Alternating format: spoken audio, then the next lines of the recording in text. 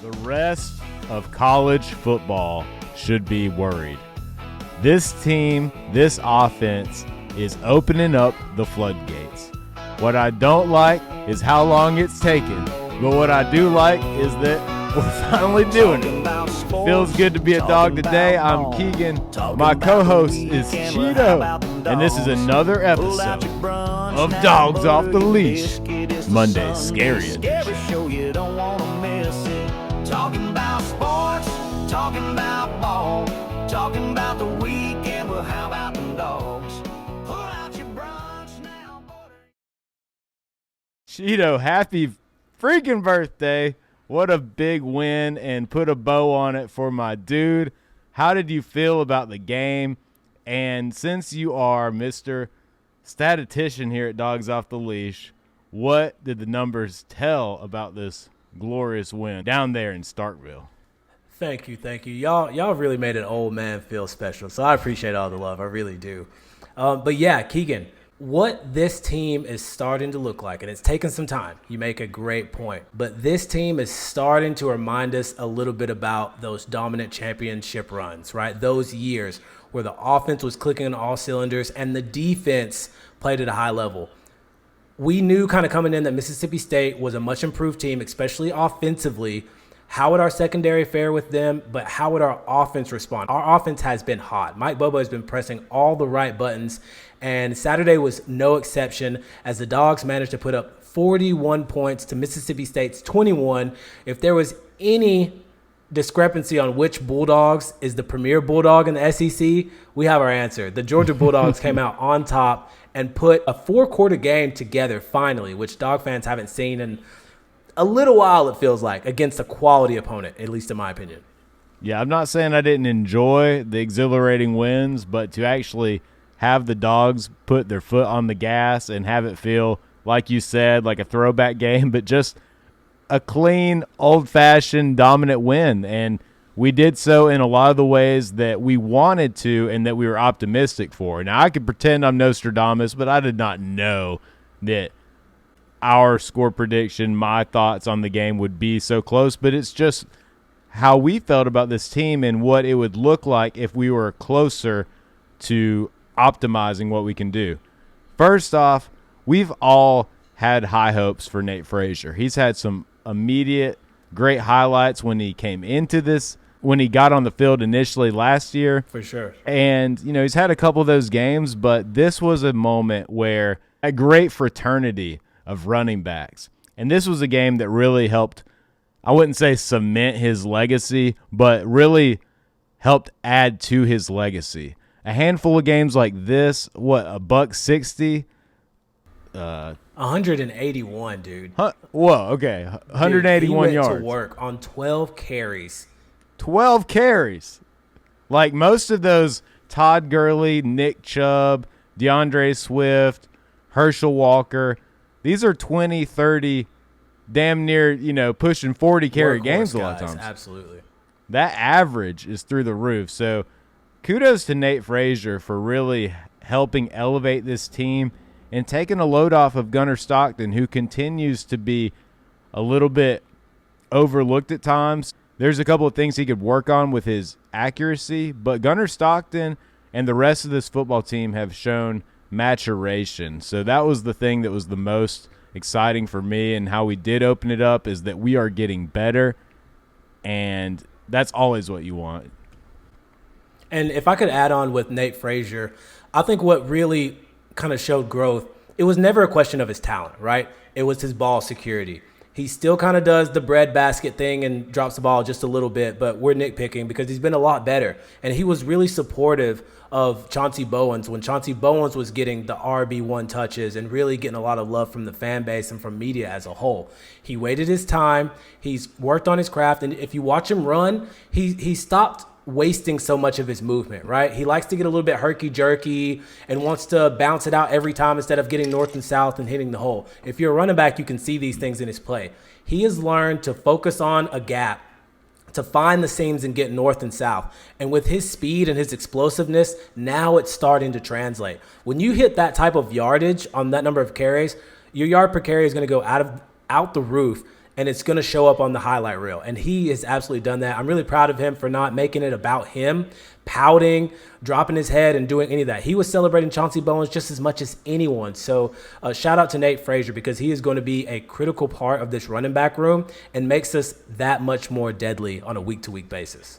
And he doesn't even need both cleats, Chito. He can score a long run, one shoe and all. And I agree. He's been a team player. He's had a good attitude about this whole thing. And you brought up a very great point that Chauncey Bowens has damn near been RB1 for the last handful of games. So anytime your 1-2 punch can either be a 1A, 1B type of situation where there's really no drop-off, there's just a difference in style or a difference in the type of game time situation you might bring in said running back, that's a good thing for the offense. Chito, hypothetically, if I was some type of big shot mattress Mac, highfalutin individual that had some actual pull in the UGA organization, and I could just pass my little notes of like what I wanted to see this week, it would have been this. It would have been some great playing time from Elyiss Williams. It would have been Nate Frazier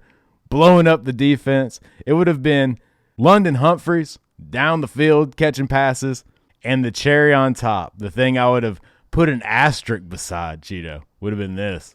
Can we get some pass rush? Well, Christmas came early. The wish list was fulfilled. And I know it was against Mississippi State, but Mississippi State has pushed teams all year outside of Texas A&M. Every game has been a dogfight, pun intended. And Georgia, we were prepared for it. It was on the road. The cowbells were ready.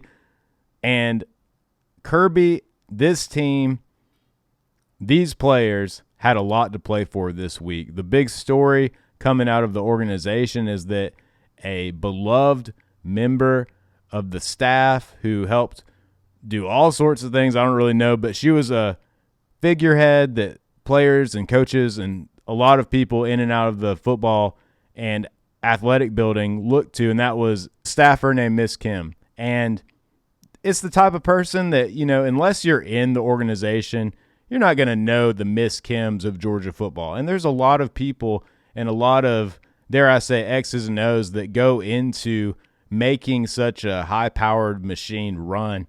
But that's not to say that there's not real relationships inside that building and a lot of love, even though it sells well on recruiting videos and for the marketing's sake.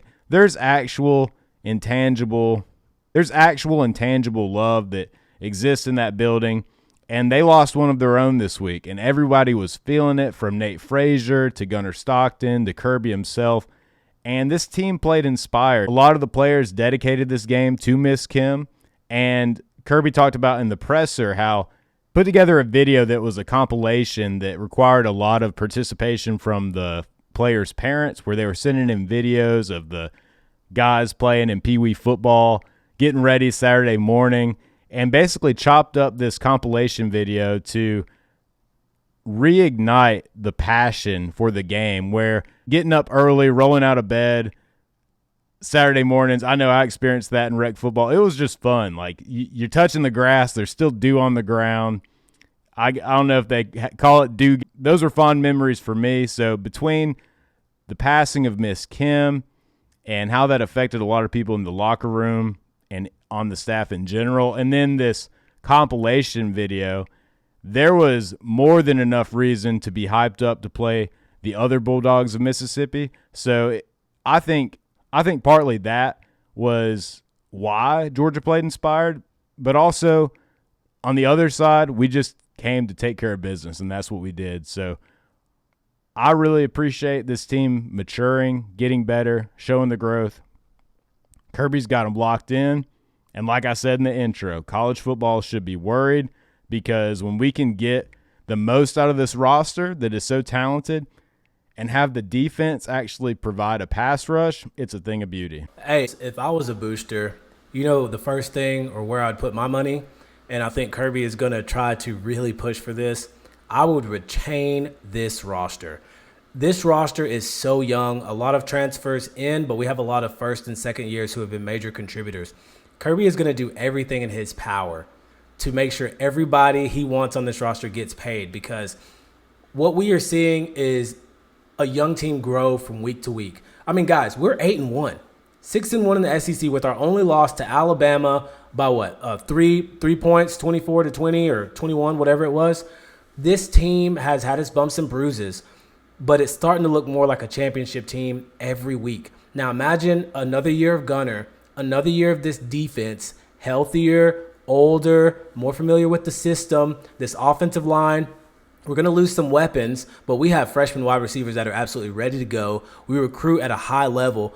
This team is getting dangerously close to that 2021, 2022 caliber type of roster, if it's not already there. And it's just going to take some time, but we are on the way. Texas comes up next. We have a cupcake in Charlotte, and then Georgia Tech, which doesn't really do anything for the SEC, but will have playoff implications depending on how we handle Texas. So this team is starting to look a little bit scary, Keegan. And I love the way that they're coming together as a unit on both sides and really starting to find some confidence as they take down these teams week to week.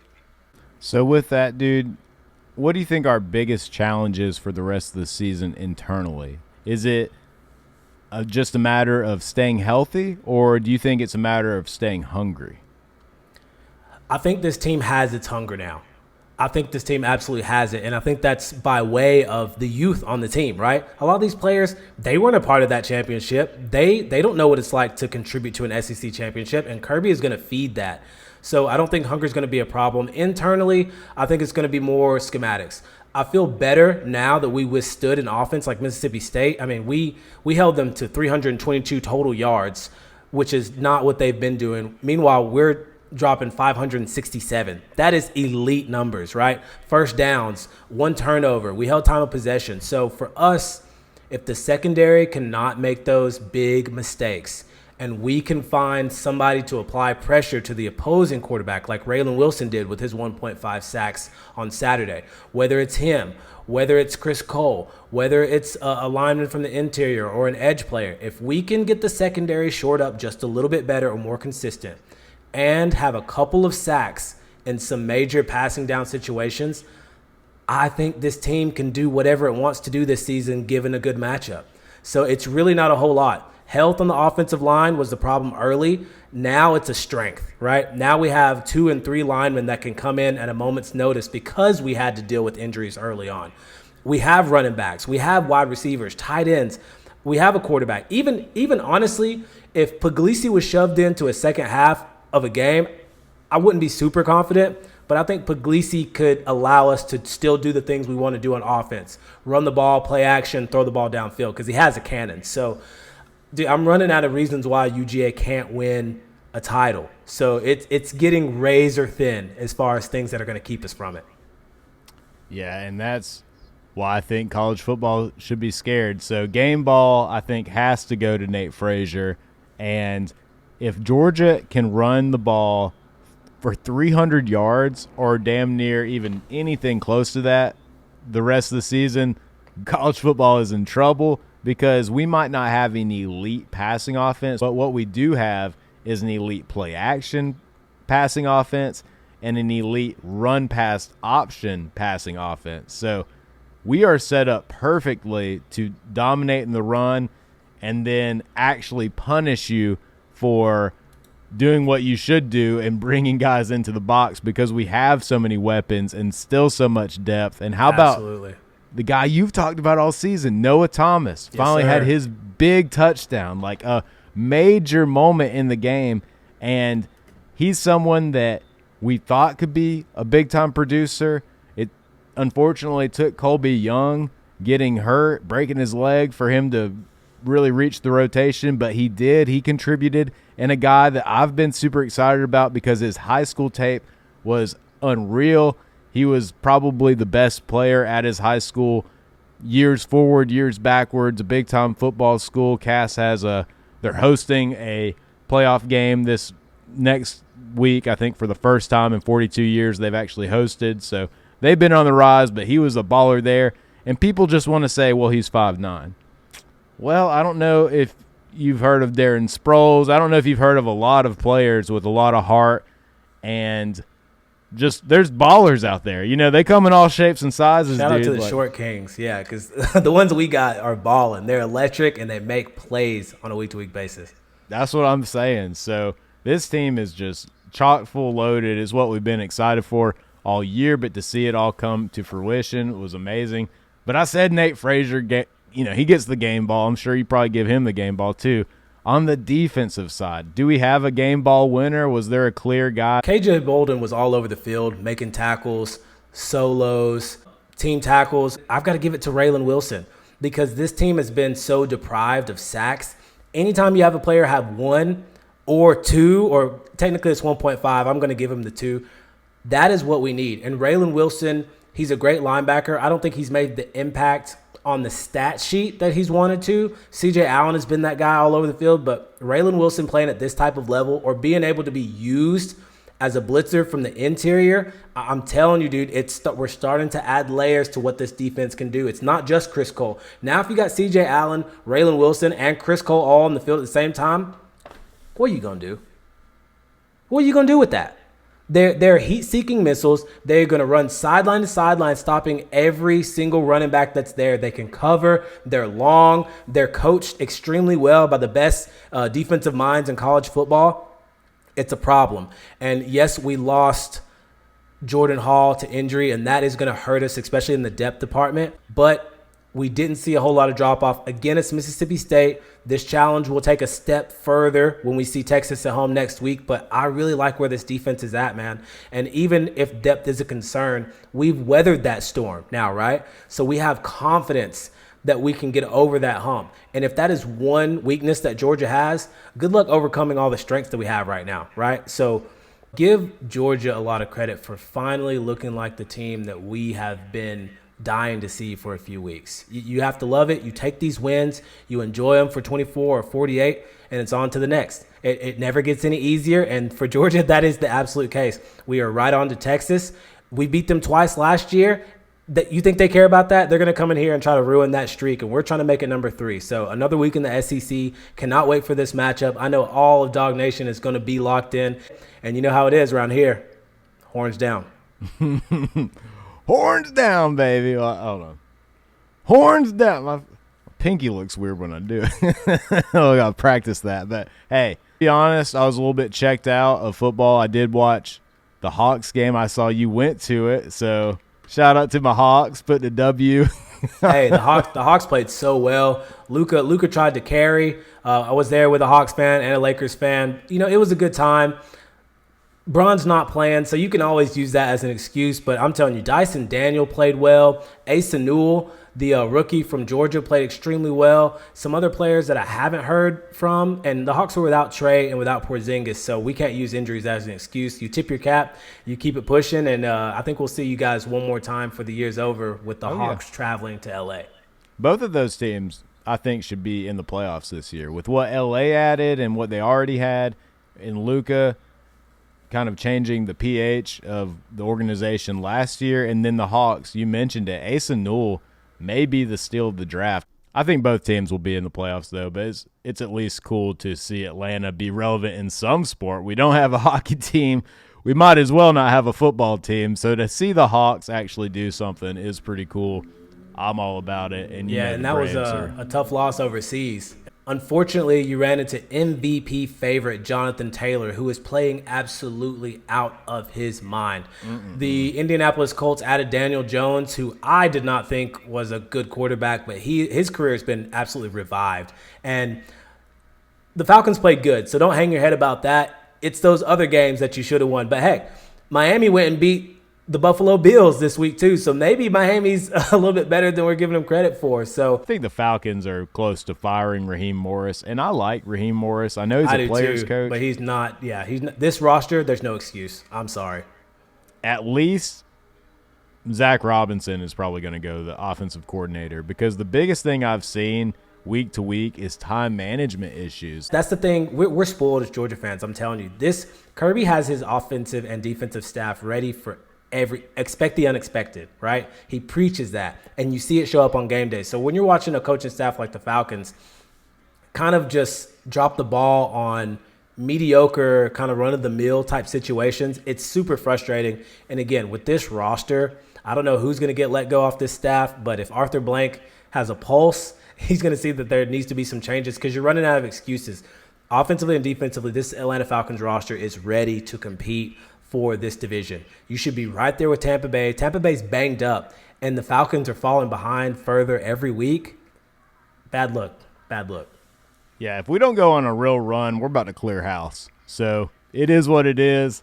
I hate it for this team, but like you said, the roster is really talented, and some of these games have just been ugly. And I don't think that we have just bad positional coaches. Some of the X's and O's of the minutia seems to be okay, but it's these bigger head coach type things. That's how football goes. That's how Georgia has dealt with things. Coaching changes happen. Alabama dealt with it. It's hard to reload, and it's been tough sledding for Falcons fans since. About to play my tiny violin right here.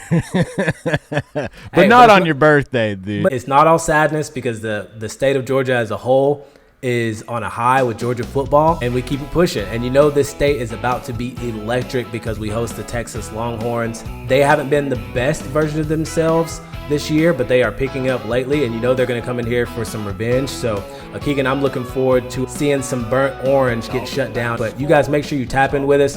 We'll be putting out all sorts of stuff on social media for Texas Week. Check out our podcast wherever you listen to it, whether that is on Spotify or Apple Podcasts. And as always, guys, you know what it is. Off the leash. Talking about ball, talking about the weekend, well, how about the dogs? Pull out your brunch now, butter your biscuit. It's the Sunday Scary Show, you don't want to miss it.